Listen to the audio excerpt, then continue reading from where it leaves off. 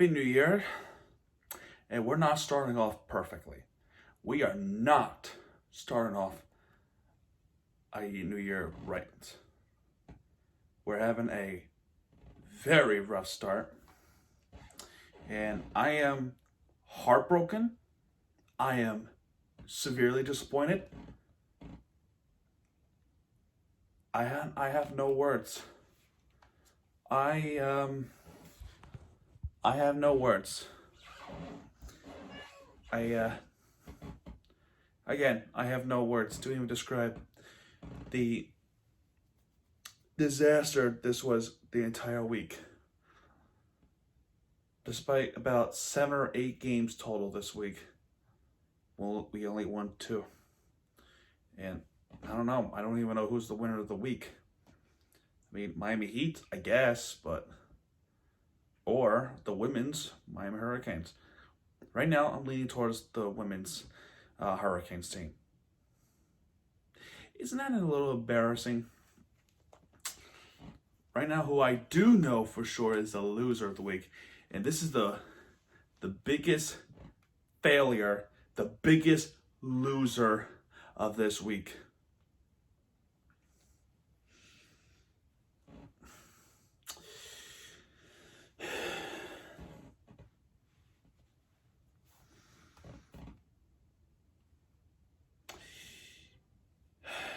Dolphins go up to Western New York with jumping 3-0 with the Jason Sanders field goal.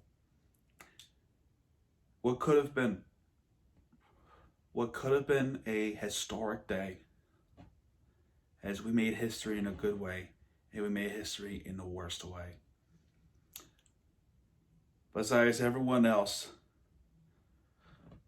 the Dolphins, the only team this season to commit a takeaway or turnover. Every game in this season, we got a takeaway and we got a turnover. And you can thank Byron Jones for that toe interception thrown by Josh Allen. So thank you, Byron Jones. You made us have history. But that only led for a field goal. Second quarter, Isaiah McKenzie, 3 times. Our defense just collapsed. And one of them turned into an offside that was already called a touchdown by Isaiah McKenzie. Oh, and get this. A three and out possession from the Dolphins. Punted away. Isaiah McKenzie catches it. And you know what he did? An 84-yard punt return. You know what we did in the entire second quarter? Kicked the field goal. And John Brown with a 32-yard pass. By the way, how is that not a block in the back in that punt return? The guy clearly pushed the guy from behind. How is that not a penalty? Do you honestly gonna tell me that is not a block in the back penalty? Third quarter, Myles Gaskin with a little bit of some hope, but that hope is slowly ripped away. Tua also had a miserable one. This guy threw 3 interceptions. And despite the 361-yard passing game with 1 touchdown pass, he threw 3 interceptions. This tells you something. This tells you that he was not ready for a big game like this. Ryan Fitzpatrick would have been available in this game if it wasn't for COVID that he was tested positive for and that he was put into COVID reserve list. He was the key player for moments like this game. But problem, he was not available because he had COVID. So thank you, bad luck, Lord. Tua throws a interception, one play to Josh Norman, arguably the best corners of modern history, modern day. Arguably. Pick 6. Antonio Williams again. Tua had a missile one. I said he had 3 interceptions today, but I can't even tell you how bad they were. It's like a high school game playing against it's like a high school football team going up against Clemson. Or it's not Clemson, Alabama. That's how bad this game is. It's like watching a high school game taking on a college team. Not Gaskins, but Ahmad with running in. By the second half, backups were coming in. So there was a little hope that we could probably come back against the backups, right? Wrong. Antonio Williams, and Gabriel Davis. These are all backups, by the way, because Buffalo has to put those starters against someone like I don't know, could be us, could be Cleveland, could be Indianapolis. I sure hope it was us because Baltimore is winning and Cleveland's winning, so maybe our last hope is we're going to 7th seed, right?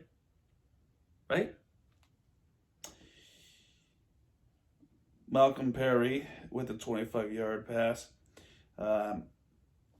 Final score was 26-56. And by the way, before I even continue this miserable recap,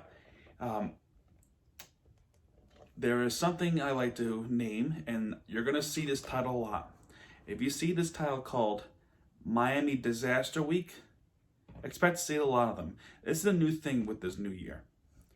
And with this one, with all the bad luck that's been happening, I officially declare this a Miami Disaster Week. Because so many things went wrong this week in the worst way possible. Nothing went our way. Nothing. Literal nothing went our way. Now, you would say we can't be perfect every time. That may be true, but if it's this bad, you have to be pissed off.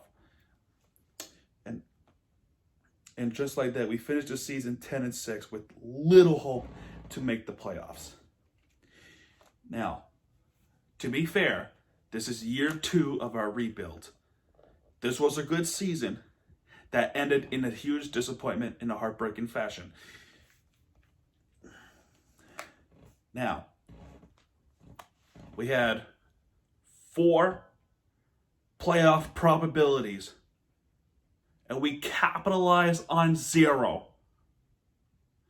Tell me that does not piss you off. We had 4 playoff probabilities, and we capitalized none.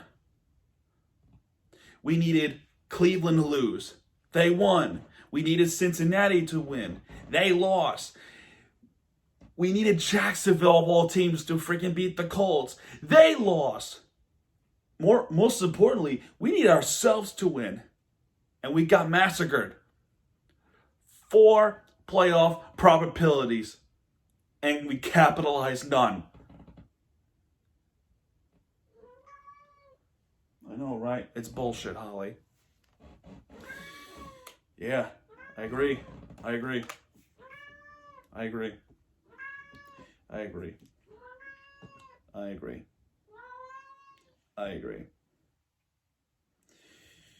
Lynn Bowden Jr. had a pass from the fake play, so that was pretty cool.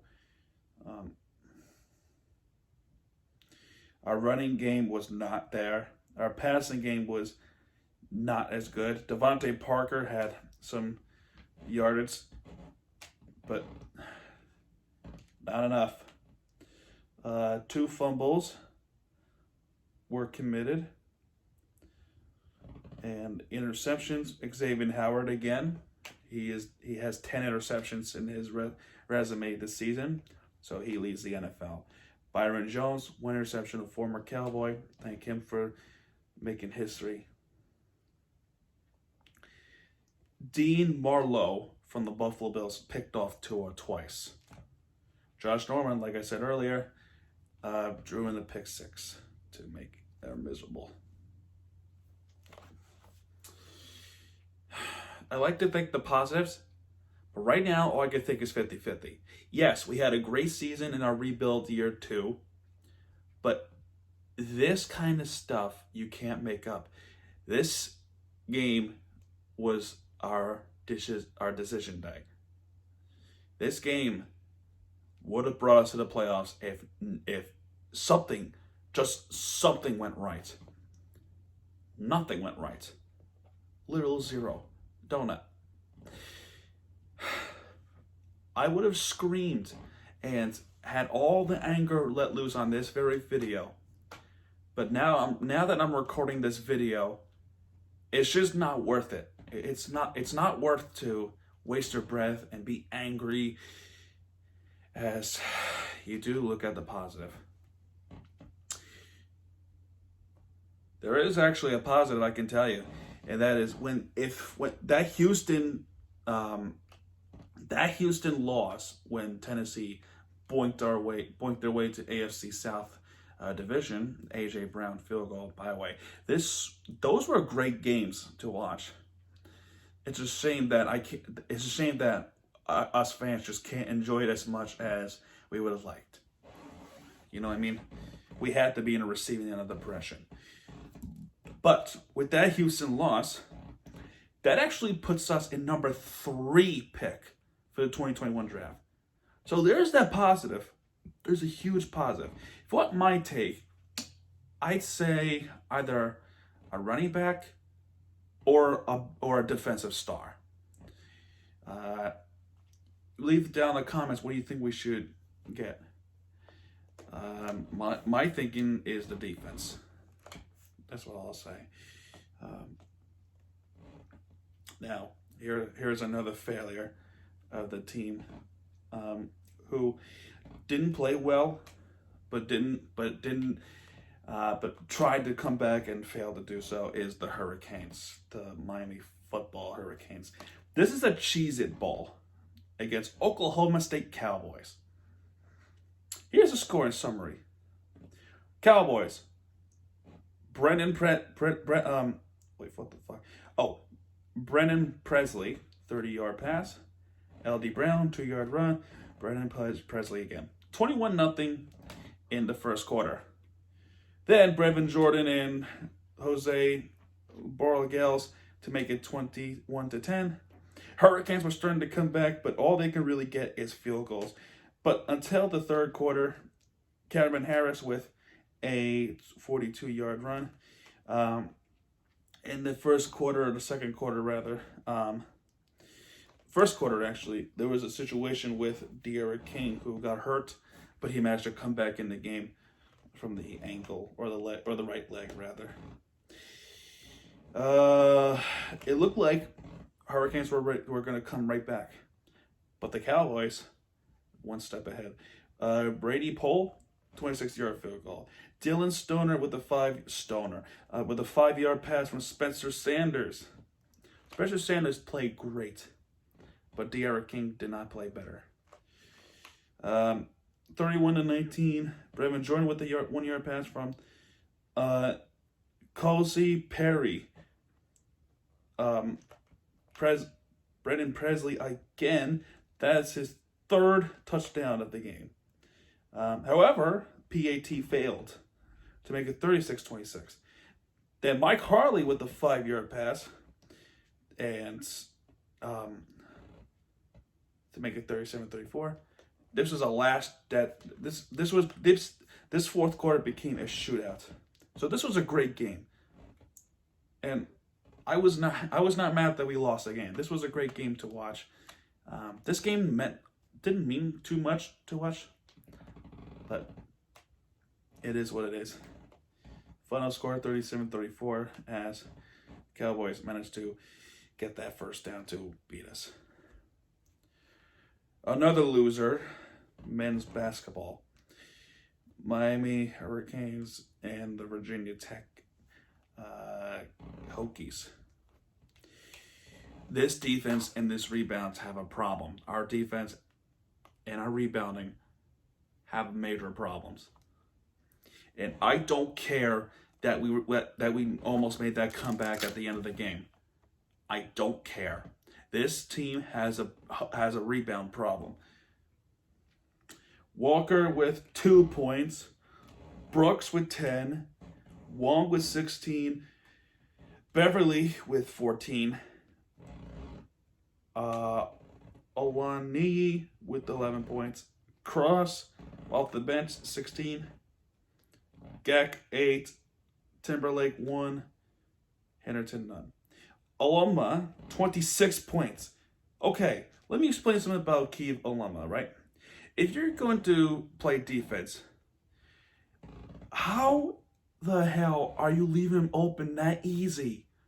This kid is going to get you. You know, Virginia Tech is 24 for a reason. This kid can play, and you're leaving him open. That's problem number one. Mutz, 15. Allen, 15. Actually, excuse me, he has 7. Radford, 13. Betty, 4. Only 3 points off the bench. Actually, 15, excuse me. Cat Tour with 3. And Cone with 12. Everyone else off the bench, Gasson, Pence, and Maddox, none. The rebounding, again, this has a rebound problem. The defensive rebound is just not there. And I don't care, and I don't care about the end of the game. I don't care that Beverly had 9 rebounds. I don't care. This defense is a problem. And it's going to continue to be a problem. And you would expect to come up with something. Yesterday, this was a heartbreak. 66-65 against Clemson Tigers. By the way, I forgot to mention, final score was 78-80 the other game. We almost had a comeback, but we didn't. Same thing with this one against Clemson. Initially, I thought we won the game, but we didn't. 66-65. Sims, 25. Balray, 7. Hemingway, 8. Dawes, 4. Trapp, 5. Hall, 7. Prosper, none. Hunter, 3. Honor, 7. Cross, 9. Brooks, 2. Wong, 13. Beverly, 10. Alani, 10. Walker, 1. Gag, none. Timberlake, 11. And McGusty, 9. We only needed one more shot, and we didn't make it. The rebounding, 35-28. The rebounding's a little better in this game, but our shooting is not better enough. We gotta play better, because our next game is against North Carolina, and that's on Tuesday, and it's being national televised nonetheless. Do not embarrass us anymore, because you're close to being a loser of the week. But you're the only reason why you weren't, because the way how the Dolphins played today, and the fact that we got nothing in our way. We got nothing in our favor, and that's bullshit. Okay. So this is debatable between Miami Hurricanes women's team or the Miami Heat. Thing is, we only play the Hurricanes for the women's side only play 2 games. The Heat play 3. And now that I think about it, I think I know who the winner of the week is. Let's talk about the Heat. I think by that point you already know the answer. December 29th, 2020. Just look at the score. I mean, one of the worst part about it is that this was national televised on TNT. So, and by the time the half of the third quarter came, the Heat game wasn't even been shown. So, I barely know what happened. My guess is most of the stars were pulled off and let the bench players play because we played terrible. This is historically one of the worst games in my lifetime personally that we played on national television like TNT. And I don't care if it's Milwaukee. I don't care. This game was bad. We got cooked. We got smoked. Oh, well, Jimmy Butler, it wasn't playing. Without Butler, we can't win. No, not true. You know it's not true. Don't make excuses, because we play like shit. When we play without Butler, we still win games. Don't give me that bullshit. Giannis with 9 points. So we were holding down Giannis, the two-time MVP back-to-back. And what are you doing, Holly? But the thing is, even though we're holding down Giannis, we're not holding down Middleton. We're not holding down Brooke. We're not holding down Holiday. And we're not holding down DiVincenzo. DiVincenzo. What the fuck his name is. From that starting point, Middleton had 25. Lopez had 14. Brooke Lopez, I know because he was the former Nets, so I know this as living here. I know this stuff. Holiday with 24 and DiVincenzo with 17. I apologize if I pronounced the last name wrong. Bordas with 11. Wilson with 3. Miller with 3. His brother has 5. Tenses. I actually didn't know. I didn't know until that day that his brother is actually in the same team. Kind of like Brooke Lopez and Robin Lopez that 1 year together. And now I don't even know where Robin is. I think he's in Washington. I could be wrong. At this point I don't care. Augustine with 10 points. Nora with 8. Connaughton with 3. And Forrest with 12. That's 144 points. Meanwhile, our starters, right? Miles Leonard had scored none with 7 assists and 1 rebound and 1 steal. No points, and he's he's the starter here. Duncan Robinson with 4 points. Harkless with 0 as well. These are 2 starters who scored 0. Adebayo with 12 points and Hero with 23 points. Silva with 2. Precious Achua 10. Olenek 5. Akpala 3. Dragic 2. Why is he a bench player, Dragic? I don't get that's a bad move. Let me with all due with Eric Spoelstra's respect, that was a bad move. Bradley with 14 points and Strauss with 15. These are the bench players that we barely even heard of. Bench players coming in. Butler not playing with his ankle injury. I mean, this was a disaster game altogether. A disastrous game defensively. And we had to play against them the day after. Against Milwaukee. But they picked themselves back up and actually have a better defensive game.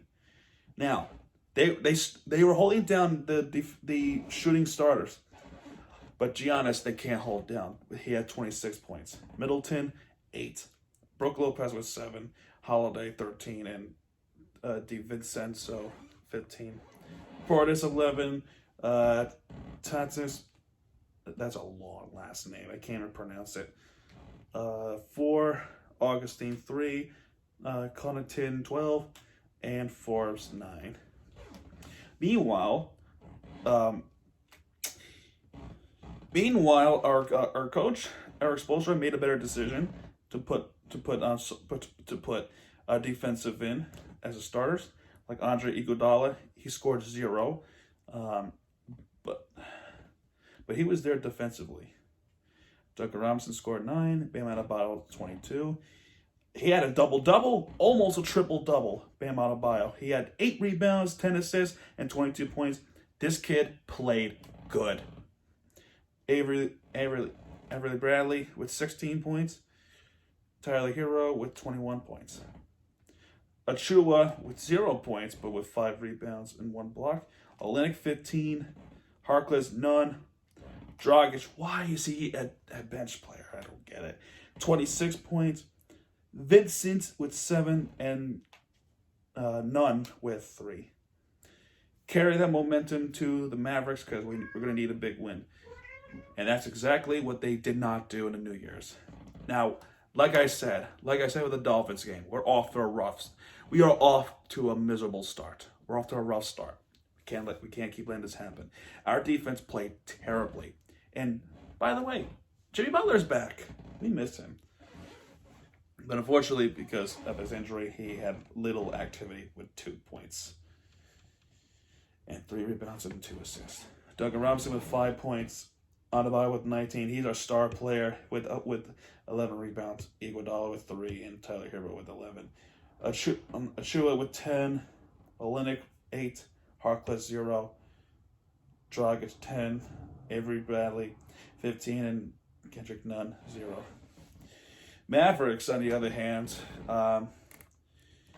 you cannot sleep on Luka Doncic because he's going to become a star, and the way how I see it, he's already an NBA star, a young star. He scored 27 points. Finney Smith with 12, Powell with 2, like I said with Doncic 27. Tim Hardaway Jr., I know him because I live in the area. He was a Knick, 18 points. Richardson with 11. Johnson with 8. Kleber with 5. Claudestein with none. Burke with 8. And Brunson with none. Now, I have one question with this game. How the flying flip was that a foul? Okay, let me explain what happened. So, I'm not sure who was shooting. It might have been Hardaway Jr. or it was Richardson rather. It was one of those 2 players. They were going to shoot the ball. Dragic, all he did was this. He was trying to block the ball. No contact. The foul was whistled. So then the coach challenge or the referee review. I think it was a coach's challenge. It was a coach challenge. I just remembered. So they were reviewing it. Eric Reed said this could go either way. Dallas were saying it's clear and obvious that that's a foul. What? Are you kidding me? That's a foul? This guy had no contact. Dragic had no contact against the guy. You guys have to be blind as shit to even see that you think it's a foul. Well, Dallas and the referee said because the elbow had a little initial contact. The guy was right here. The elbow is right there. The guy is over here. Watch the replay. Get your head out of your ass. Says stop with the blown calls because this is bullshit. We're not going to tolerate such bad calls. We're not going to tolerate it. That was clear and obvious that it was not a foul. Clear and obvious. Don't you dare tell me that was a foul, because it wasn't. I know this because I'm an umpire myself. And if I made that such a call, I'll be a deep shame of myself. Now, to be fair, people in New York were telling them that's a foul. I would have said, I disagree. We could talk about the call. If I was right there, I would have talked to them about it. But I'm not there. That's a shitty call. And I can't believe I'm saying this. This is why I'm wearing a goddamn hoodie. The Hurricanes, the women's one, they played better than, the Heat itself. Yes, they lost against Notre Dame. Our struggles with the, the shooting continues. It's clear that Micaiah Gray is their key player, and she's out with an injury. Notre Dame Fighting Irish, the fun fact, 3 years ago in March or April of 2018, they won a NCAA championship against Mississippi State. And that's one of my cousin's school, the Notre Dame Fighting Irish. So, Westbelt 15, Vogue 2, Peoples 6, the star player, I can't, okay, whatever. Marbury with 17 points. She's a star. Westfield, I think it was Marbury. Forgot. Prohaska with 0, 13. With Brunel, Hayes, 1, and Walker, 17.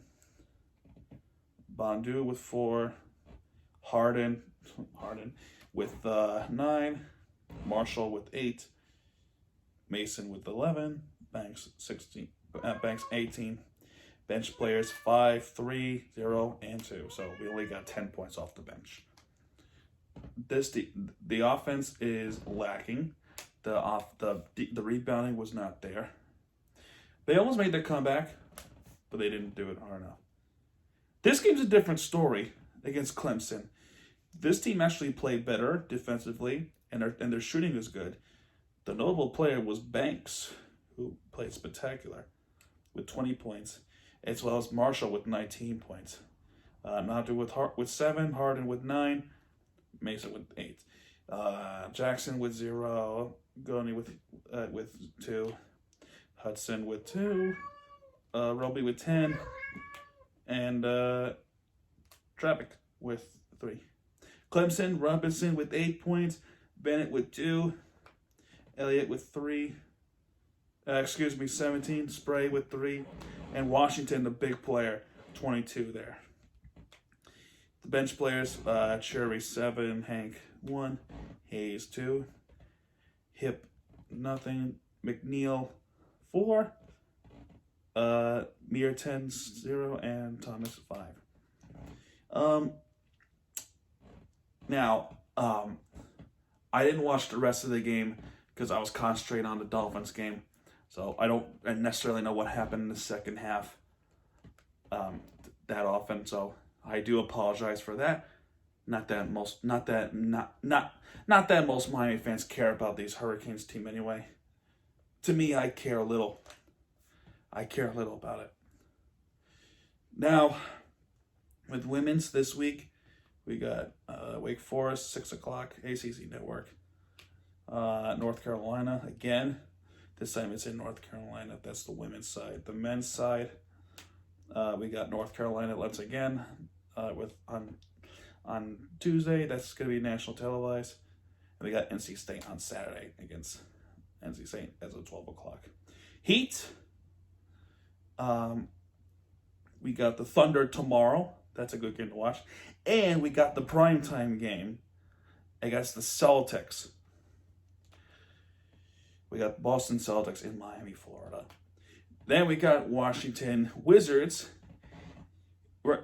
This game we're going to D.C. We're playing against a new look team, Russell Westbrook, going in with Washington.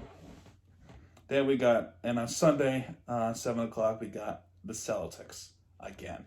So this is a good week to show what our true selves is.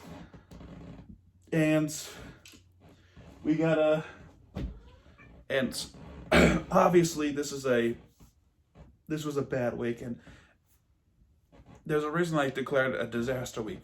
We got to step up. This is disaster week 1. And expect to see more disaster weeks in the future. Because this was bad. This was really bad.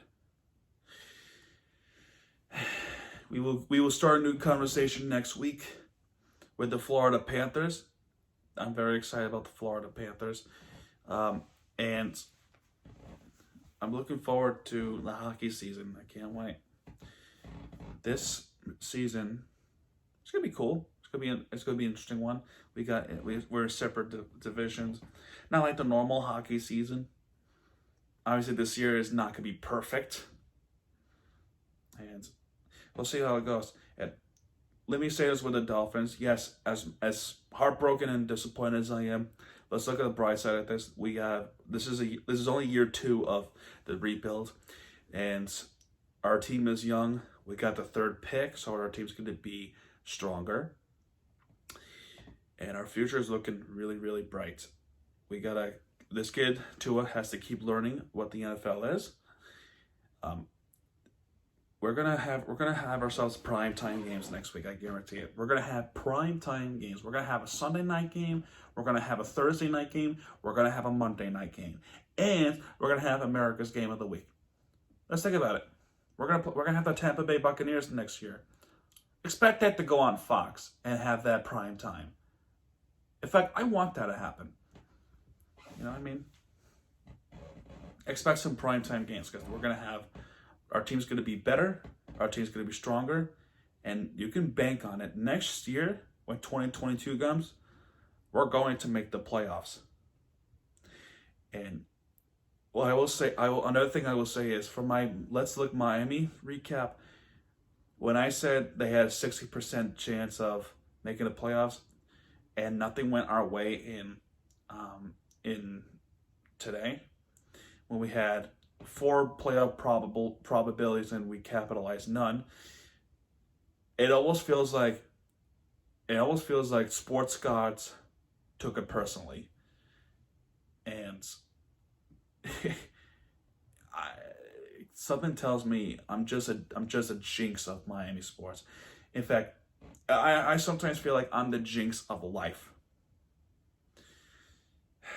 and that saying those to yourself is not good. Don't think like that, like how I thought.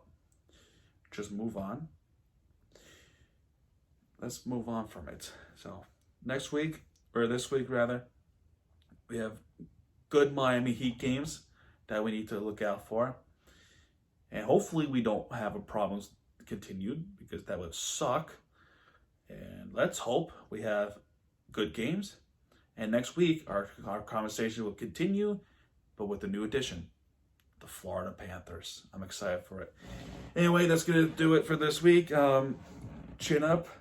I'm trying to chin up. Get a good night's sleep, because tomorrow we got to go back to work with the Oklahoma City Thunder.